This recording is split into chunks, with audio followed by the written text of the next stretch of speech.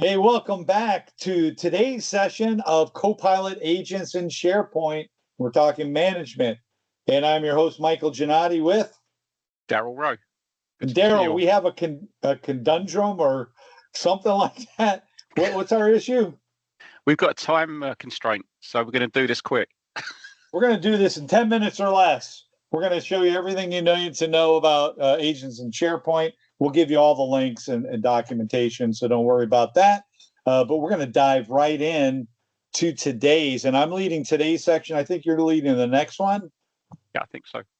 All right, so let's go ahead and first thing first, Copilot is the UI for AI. Remember, Copilot Chat is becoming your UI for all things AI in the enterprise and is a part of that Copilot control system. I'm not going to dwell on it today because we don't have time, because we're talking agents and SharePoint. In SharePoint, I'm going to get you involved some, even in our limited time. All right. So we got a couple of things, and like I said, I got a lot to cover, so we're going to race through.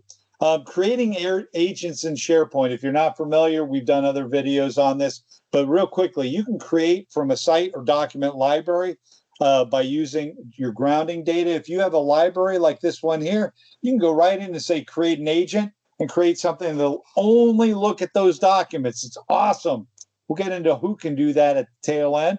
But it's important to note that all of this defaults to your existing SharePoint permissions and sensitivity settings. So the settings you put in SharePoint are going to carry forward in Copilot here. And if people don't have permissions to access that data, they will not be able to generate, even if you provide like a link and a button for that, they can't pull up data on that. While you are making that, if you decide to edit that particular agent, you will have the option, if you want to get and do more advanced settings than what's provided out of the box, you can do that. If you have Copilot Studio, you can click Add Advanced and it'll open up in Studio, and then you can go to town.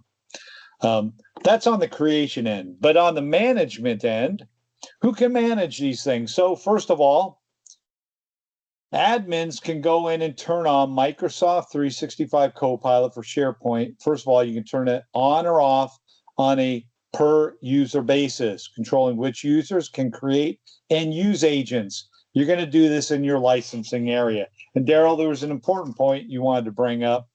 Yeah, you don't want to necessarily do that in the M365 Admin Center because you could be there a long time if you've got thousands to do. So use PowerShell. Please try use that. So it's just another license in the Admin Center like you do with everything else. PowerShell it, rock and roll, get her done. But if you're trialing and you're doing a pilot group, you can certainly go in and do this here. So we can do that. It's important to note SharePoint files are represented as files in the library. We'll show you how you can get it out of there and into your site assets. But it shows as a .agent file, and then it's file permissions. Who can edit? Who can't? Right? It's SharePoint. SharePoint. You can go in and then you can add those to Teams chats. You can add them to Teams channels, and you can see that around here when you go into the share. We do provide for that to let you go in and really start to leverage that agent outside of SharePoint, looking at that specific SharePoint area. Also, promoting knowledge without oversharing. So this can't be stipulated enough. Only those who have access to the content are authorized to view or edit the content.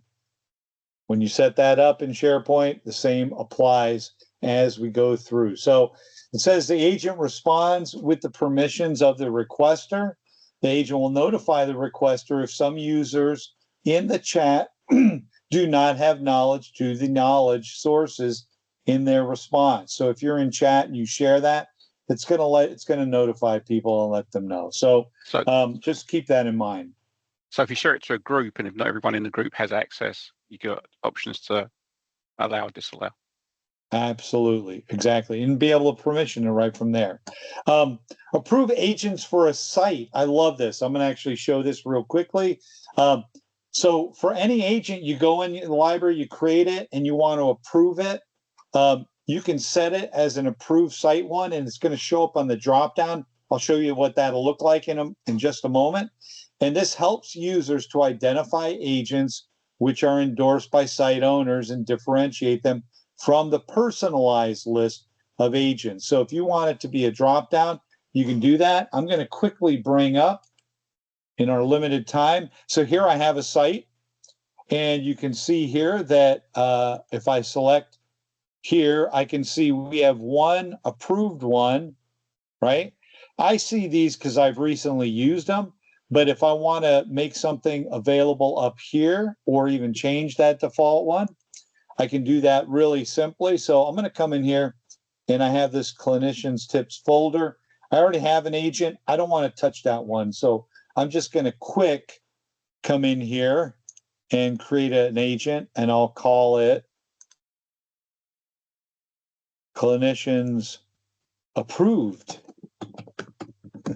agent. There we go. And we'll save that. And then I'm going to go ahead and close it. And so now that we have this new one, let's go ahead. Come on. It's not showing quite yet. Let's come up here. There we go. Clinicians approved agent. If I want to get that moved out of here, maybe you don't want these ones showing up as files in this particular area. You want it to go to site assets. Don't move it. Click it open. Then once that opens up, come up here and set as approved. Set this as an approved agent for this site. So I'm going to go ahead and say yes. Set it as an approved agent.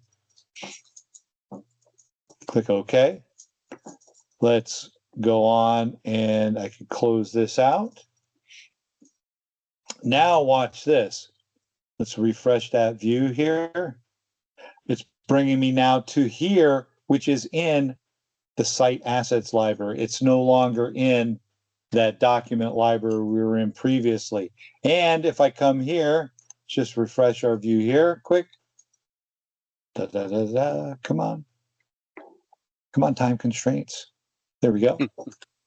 So now when I click this and I see my approved, there are the approved sites for, or approved agents for this site. I can even make this one the default one if I so desire. So that's a control that you have available to you as an admin of the, when you're administering this. Moving on, default agent for the site. We already saw that, which one you want to set as default. So you can come in and then, whoops, let me come on back here. You can say which one is the default for a particular site. So you have the ability to set that under your controls. Furthermore, when you're looking at Copilot and all of this control, and I'm going to just build this out real quick. Here we go. So SAM, or SharePoint Advanced Management, which you get when you purchase Microsoft 365 Copilot for your users, you can come in and do a whole range of controls under that. We'll give you this slide. I'll point you to the documentation on it. Again, we're under time constraint, but there's a whole range of controls that will affect your Copilot, including site attestation, discovering overshared sites because you don't want all that overshared information. Whole range of things available. Take advantage of it and leverage that. Some of the key features, we talked about restricted SharePoint search, but when you get into SAM, you get into some more granular controls around that, like RCD, which is restricted content discovery that you can turn on. That's available for you. You can get even more granular, and you can say restricted access control, which allows you to restrict access to specific sites and content exclusively to designated user groups. So again, getting in and saying, for this user group, give them this, give them this, and really zeroing in on that. We also have data access governance, where there are reports that you can go in and start to take a look at and empower admins, to address those sites and make sure that all the results are the way they should. All that's built right in. Configure the SharePoint agent consumption meter. Big, big, big, big. You have users using the free Copilot chat or just going to SharePoint sites, and you want them to be able to leverage a specific agent or agents that you're permissioning. You can absolutely do that even if they're not licensed by going into org settings, pay-as-you-go services. It says it requires an Azure subscription. This is going to come out in your Mac, right? You're going to see it in Azure, be able to go in and have a pay-as-you-go metered service. It's a beautiful thing. So what are we doing here? So first of all, the licensing. From now until June 30th, if you want to test for your users, it's on by default. You can turn it off. You don't have to worry about over-consuming. We will halt you at a certain amount. But from now until June 30th, you can start to let users create agents, take a look at how it's being used. You have to have at least 50 or more. Well, actually, we dropped that requirement, didn't we? I believe so, yeah. Believe we did. So ignore that. Any org can do this.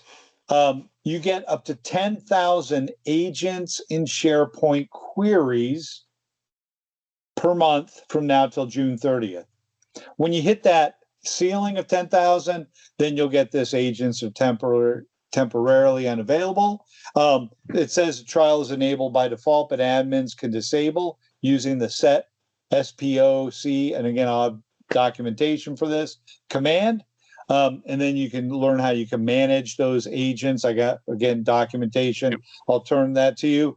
But for the licensed users, your Copilot licensed users, they're already licensed for this. They can use it as much as they want. There is no limits. Rock and roll. For your non-Microsoft 365 Copilot licensed users, it is a pay-as-you-go messaging. And again, you saw in the previous one here how to turn that on. Settings, pay-as-you-go service, and enable agents in SharePoint. Last but not least, roles. And then we have to go because we're at 1 minute. Whoa, we're at time. If you want to administer things through the central global admin center, you need to be a global admin. Get in there. SharePoint administrators can go in. They can leverage that SharePoint section in Admin Center where they can go into SharePoint. They can do things with the SharePoint advanced management features, including RAC and RCD, export data, all that's available to them. Site owners or admins for sites themselves are able to approve agents that are for the site and choose a default agent for that site, that action I showed you just previously. Only they, though, can approve it to move it into site assets. Site members, if they do have create and edit permissions, they can create and edit agents in SharePoint. Site visitors get read-only. They can access an existing SharePoint agent, but they cannot create new or edit the agents. And finally, guests are neither able to create or edit or even access and use the agents because they are a guest. And that's it. That's agents in SharePoint. Any last words? No, this has been good. I've learned a lot because I'm not a SharePoint expert, so I've learned a lot. So I hope everybody else has as well. We'll have all the documentation and resources below the video, so take a look. We have another engagement to get to that I am now 2 minutes late for, and I don't even know what I'm doing in it. So have a great day. Take care, and as always, ciao, everybody. Thank you. Take care.